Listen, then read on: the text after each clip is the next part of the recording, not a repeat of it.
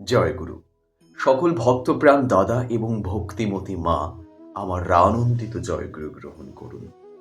শ্রী শ্রী ঠাকুর বললেন, অর্থ, মান, যশ ইত্যাদি পাওয়ার আশায় আমাকে ঠাকুর সাজিয়ে ভক্ত হয়েও না, সাবধান হও, ঠকবে।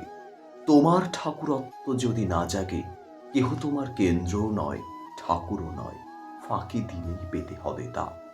শ্রী শ্রী ঠাকুর স্পষ্টতই আমাদের জানালেন যে আমাদের মধ্যে যদি ঠাকুরত্ব না জাগে, আমার মধ্যে আপনার মধ্যে ঠাকুরত্ব জাগার অর্থ কি?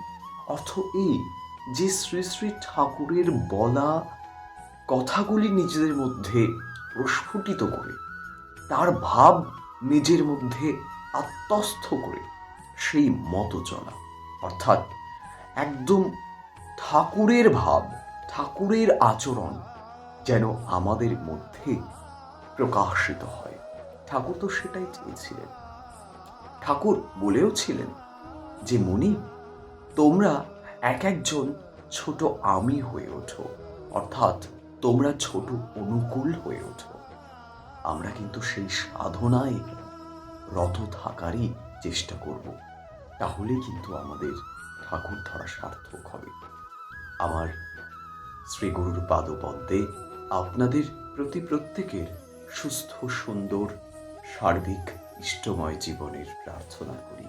আমার জয়গুরু গ্রহণ করবেন।